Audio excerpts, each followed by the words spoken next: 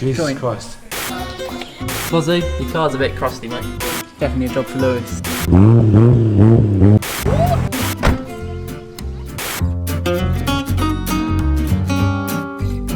Yeah, I love fixing other people's ups.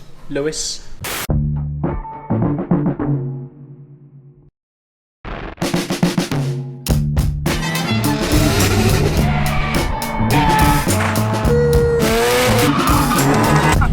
It's hot. Good morning, guys. Welcome to another wonderful episode of Monky London. Today we have Lewis in the workshop. He's just finishing off the tubs on Gareth's S14. So once he stopped making so much noise, we're going to show you guys what we're doing on there. In the meantime, I'm going to be getting on with the 90 Chaser. Last episode we put the bulbs in there, so we've changed the dash bulbs because the previous ones were just horrendous. Literally pretty crazy kind of disco lights going on there, just not usable. So we just put some normal bulbs in there for him, and then we're going to put the speedo converter in. So speedo converter, if you guys don't know, is literally just a little chip. It's like a little resistor. Firstly, it changes it from kilometers an hour to miles per hour, but it also de-restricts it, so it doesn't have the 112 mile an hour restriction on it. So I'm going to get on with that and get that put in. A few moments later.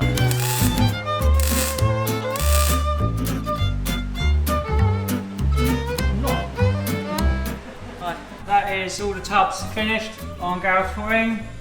Lewis, how do you feel about them? Yeah, it's going alright, isn't it? A few moments later. Lewis, how are you feeling about them? Yeah, come up right, isn't it? I think they come out good. Obviously, we've just done the metal part of work here. These are going to be filled in and smoothed off by the body shop. In terms of what we need to do, they are completed, so we've got extra clearance. Quite importantly as well, cut the rust out. So that is that done. So Lewis is going to get the wheels back onto that one. And then in the meantime, I have been working on Loz'S Pulsar, which has 2 water leaks, and they are both not very nice to get to. So the first one, I'm going to put it on the ramp and have a look because it is inside, right down the back under here somewhere, typically behind the inlet plenum. I did jack it up and have a look on the floor underneath out here, but it was a case of like just getting covered in the coolant whilst trying to look at it in my eyes, in my face, not happy about it. So that's coolant leak number 1. Second one is right in here. I had to take all the glove box and everything out, but it is the matrix. It's actually got a crack right up here in this top corner, leaking down, filling up all inside here, and then dripping onto Loz's lovely carpet. So we're going to get another matrix for that. So that is a job for another day. Once Lewis gets the S14 off, we will get Loz's Pulsar on, have a look at the leak underneath, see what that is.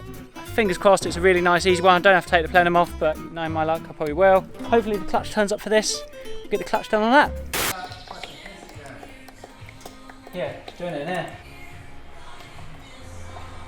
As you can see, we got Loz'S Pulsar. It's got a couple of water leaks from a coolant pipe tucked out there. You probably can't see it, spraying from out of there. Looks like an absolute turd burger to get to. Definitely a job for Lewis. Definitely a job for Skyline. Lewis, I think I'm going to be ill that day. Me? Yeah. Not ill now. Lozzie, your car's a bit crusty, mate. Crustier than Michael's underwear. I mean, it's not the worst. Bit of wire wheeling. Bit of blasting, bit of painting, bit of bushing. Your shaft is crusty. Clearly hasn't been used in a while. Jesus Christ. Rustic.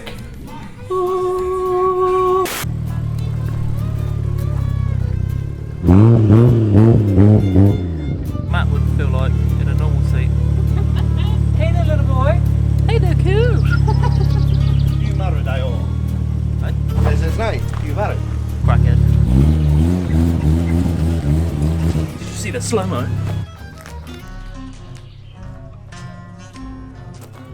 These legs. Ooh.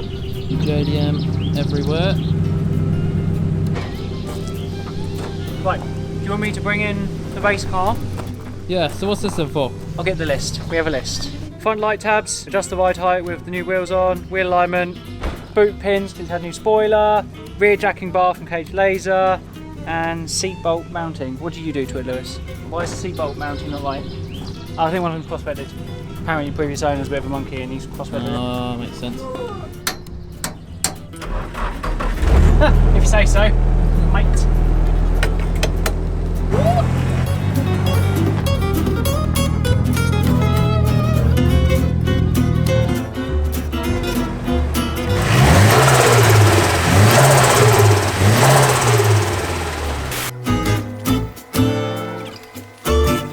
complete it.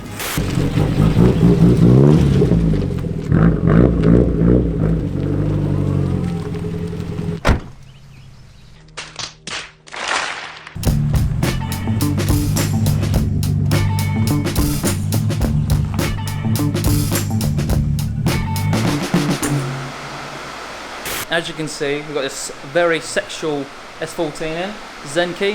If you followed this build, you'll know it's actually my old car. Done pretty much all the work you can see. A chap called Ben now owns it. He's put new coilovers on it, new wings and bumper and stuff. So it's in now, so we can put the mountings for the headlights in, because now it hasn't got stock wings anymore. It doesn't have the mounts for the headlights, so we need to make a bar or a bit of bracing to support the headlight. Same both sides, obviously. Ben's put a new door on it, because when I had it there was a little bit of a tie mark or a tie dent in the rear on the bottom there, so he's put a new door in. He's put these new bucket seats in, which are very sexual. I put the Fighter Pilot style switches up on the roll cage there, and hydro that's hidden under the dash quite neatly, stack gauges, short shifter extended. Ben's actually put these door cards on, which are really, really cool. Gives it, you know, a nice little clean look, but maintaining that drift flip. That's the right way to describe it. It's all wide body, wide on the front, extended lower arms, all tubular front end. It's all pretty fresh, pretty neat. It's got an absolutely ridiculous amount of lock, this thing. I know it's not all about lock, but they do feel really nice on transition as well. As you can see, it's all tucked wiring loom as well behind the dash, so it's really easy to work around the engine. On SRs, all it was an absolute bastard to get to, but for this, it's literally just right there, so it's nice and simple. When I had it, it was the spare wheel well was pretty rotten, and so were the rear quarters, so it's all been flattened off, nice and neat, and then it's X-braced underneath as well for a little bit more strength. If you was to hit anything, has some sort of chance of surviving it. So as you can see, the scale of work that's gone into this little beast. New bumper bars, crash bar, new cross members underneath, new chassis rails, all the tubes being redone by yours truly. Subframes being relocated for the steering rack. All the tension rod brackets being braced up. Very sexual. As you can see, it's got some pretty savage lock. It's using Moloch hubs. It's been sat around for a little while, so it's a bit dusty and dirty, but the extended arms and they're kinked in as well. With the rack moved forward 30mm as well, stops it over centering. When I had this, I've done a few skids in it, if you like. Although it's got loads of lock, they actually do feel really nice on transitions as well. Yeah, they did feel nice. As you can see earlier, I said it's got the X-brace under the floor there just to make the chassis a little bit more rigid. Nicely painted subframe, Driftworks arms, again as I said, so it's seen better days. But Ben's just put new CS2s on it, and Driftworks, real nice, nice exhaust, nice high mounted, a couple of resonators in it. When I had it, it was a bit brutal, it did end here, I pulled it down. I had that for about a week and got fed up with it, made a back box for it. It's good that Ben's got it now because it means he can look after it. I know it's been looked after well, and now he's put the new body kit on it. It looks a lot better, because when I had it I just put on the universal rivet on arches. Wasn't keen on them, but it's just a temporary fix because the wheels stuck out so much. But now he's got actual proper wings and bumper. It looks really nice and suits the car massively.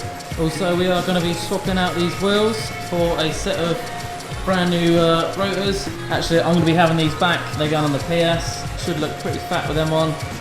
I know they're not over £1,000, which is what everyone seems to think you should spend on wheels on a fucking PS, but they look nice and they'll do for a minute. I don't mind smashing them up a little bit. I'm pretty shit at parking sometimes with curbs, so I don't want to fork out over £1,000, £2,000 a wheel. He's got these, so brand new. These are 18s, he's got 17s on there at the minute. Nice brand new Sestino tyres on it. Should be pretty sick. As you can see, the headlight bracket mount is now fabricated up. Looks pretty tidy, nice and solid. Scouty's been a busy boy at the back with this new Page Laser jacking bar / bumper bar. Whereas a bit of an idiot before, I plated up the chassis legs, but yeah, you had to cut the old plates off so you can slot in the new jacking bar where it bolts up on the standard bolts just there. Enjoying it? Yeah, I love fixing other people's fuck ups. Lewis. Okay, so there is the rear bumper bar all sorted out. So these were actually capped off originally. That's all been cut off, primed and just painted back up. Just back to black, to its original colour. Same with that one. So just waiting for that paint to dry, but that can dry off in the morning. Just added these little tabs here. These are going to be for boot pins. So I'll get those drilled up tomorrow. It did have boot pins originally, the customer's put a new spoiler on, it actually covered up the original hole. So yeah, we've got new ones going in tomorrow, so they're primed, they're going to have to dry up overnight. I will get those painted first thing in the morning, and then these are the pins that can be going back on. Lewis has been busy at the front. He's made a little bracket up there, which is actually really, really nice. So yeah, we'll take that off and show you properly once it's painted up in the morning. That's all good. But that is it. That brings us to the end of today's episode. As always, I hope you guys enjoyed it. Please put any comments in the comment section, give us a like and a share, and I'll see you all soon. Bye.